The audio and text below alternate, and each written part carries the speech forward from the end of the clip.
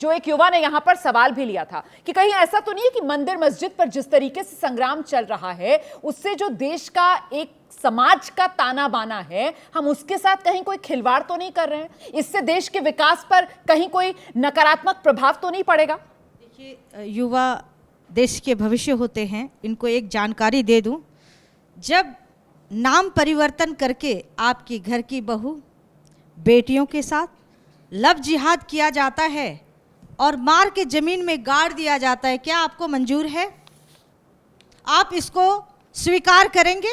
कितने लव जिहाद का केस आया, कितने लोग, किसी ने राजू नाम रख लिया, किसी ने राम नाम रख लिया, किसी ने हाथ में कलावे बांधकर कितनी लड़कियों को गुमराह किया। गुमराह ही नहीं, उसकी भावनाओं को ठेस पहुंचाया, उसके परिवार से उसे दूर किया गया। क्या इसे आप स्वीकार करेंगे? तो मतलब गुरुमा ये मामला सीधे सीधे हिंदू मुस्लिम का ही है। देखिए, मतलब आप ये बताइए ना कि कितने केसेस आए हैं। हाँ। आप उठा के देख लीजिए, यूपी में गाजियाबाद में भी थोड़े दिन के पहले की केसेस था, 1-1.5 साल पहले की। हाँ। वो लड़की वहां रहती थी, उससे लव जिहाद का हादिया वाले मामले में कहा है, सुप्रीम कोर्ट ने हादिया वाले मामले में कहा है कि कोई लव जिहाद नहीं दिया था। तो क्या आप जवाब दे दीजिएगा, वो अपनी बात पूरी कर लें, आपके पास आऊंगे। तो क्या हम उसे स्वीकार कर ले, जैसे मुगलों के काल में हम स्वीकार किए मैं थे? समझ नहीं पा रही। और आज वही मुगल के कुछ लोग हैं जो धर्म परिवर्तन का कार्य कर रहे हैं। क्या आप धर्म परिवर्तन करना चाहेंगे, या आप गुरु नानक देव जी बनेंगे, गुरु तेज बहादुर बनेंगे, जिन्होंने अपने सवाल ये है, सवाल यहाँ पर ये है कि बात सिर्फ मंदिर मस्जिद की नहीं है, बात जो है वो लव जिहाद की भी आ जाएगी, बात धर्म परिवर्तन की भी आ जाएगी। तो मतलब बात तो फिर हिंदू और मुसलमान की आ जाएगी। देखिए, ठीक है, लेकिन आपने लव जिहाद को लेकर जो कहा, वकील है यहाँ पर, वो कुछ जोड़ना चाह रहे हैं, उसके बाद दोबारा आपके पास आऊंगी जल्दी से। हादिया वाले मामले में सुप्रीम कोर्ट ने ये कहा है कि केरला वाला मामला, केरला जी, हादिया का जो था केरला का मामला, कि लव जिहाद कुछ चीज नहीं है, ये क्वाइंड वर्ड है मीडिया का और लोगों का। नहीं, लेकिन इसको नहीं, लेकर लव जिहाद अलग-अलग नाम का राज्यों कोई में वर्ड नहीं है, ये क्वाइंड वर्ड है। क्या लव जिहाद? कोई इसी तरीके का, वो खुद उसने इस्लाम कबूल किया, वो खुद पेटिशनर थी, वो खुद पेटिशनर थी। कितनी मुस्लिम लड़कियां हैं जिन्होंने हिंदुओं से शादी की है, ये कौन सा जिहाद है बताइए? आप बोल रही हैं, आप बोलती रही, मेरा माइक भी आप ले लें और आप बोलती रहिए, सबका माइक ले लीजिए, आप संजय के साथ बोलिए तो ज्यादा अच्छा रहेगा आपको।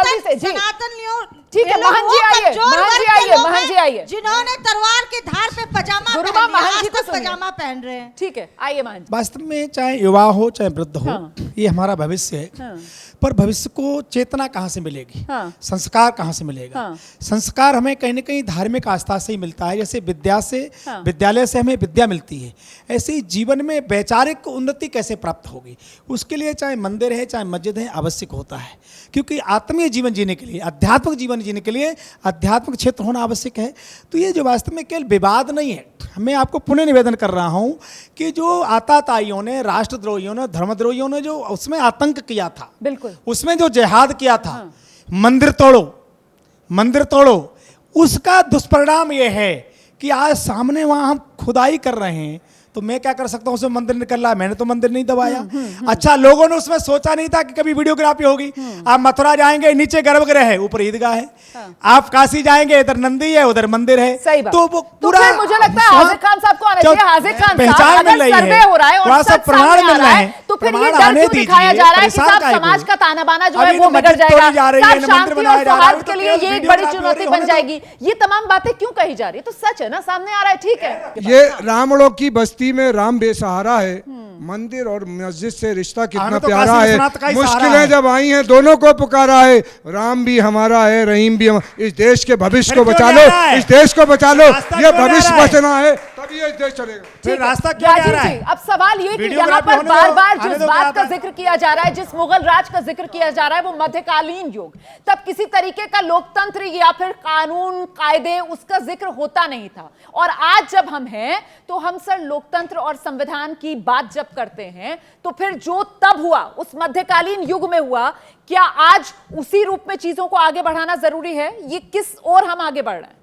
अच्छा, मुझे लगता है आपके प्रश्न में ही आपका उत्तर है। आपने कहा जो उस वक्त पे हुआ उसको आज डिस्कस करके उसको आगे बढ़ाने की क्या ज़रूरत है।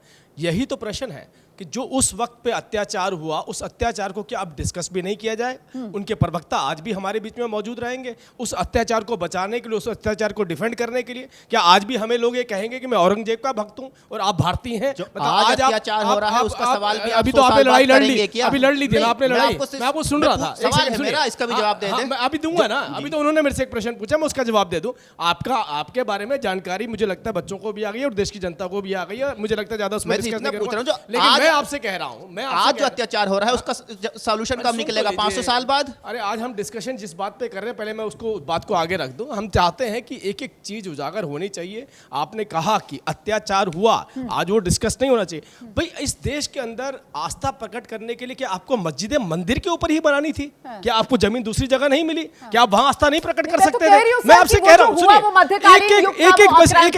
लेकिन मेरा सवाल यह है सर कि वो इतिहास में जो हुआ, कहीं ऐसा तो नहीं कि इतिहास की गलती सुधारने के चक्कर में हम अपना वर्तमान, जो एक पक्ष कह रहा है कि साहब दांव पर लगा रहे हैं, इस पर आपका क्या जवाब है? तो इन सब इतिहास सुधारने के लिए क्या हम वर्तमान दांव पर लगा रहे हैं? क्या ऐसा है? मैं उसी अत्याचार की बात कर रहा हूं। वो केवल मंदिर मस्जिद में नहीं दिखती है। वो अत्याचार आपको इस पैनल पे भी दिख जाएगा। उसी अत्याचार का एक नतीजा है, मेरे दो भाई मेरे साथ में खड़े हैं जो अपने आप को भारतीय मानने को तैयार नहीं है और मुझसे लड़ाई कर रहे हैं। यही तो हुआ उस वक्त। मुझसे जुदा मत होइए, मेरा बन के बोलिए।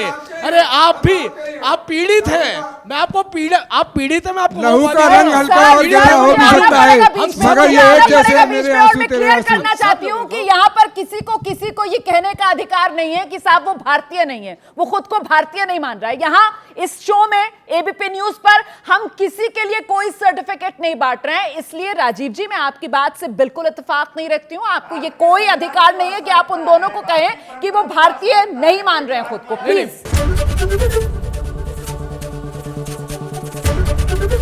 एबीपी न्यूज आपको रखे आगे।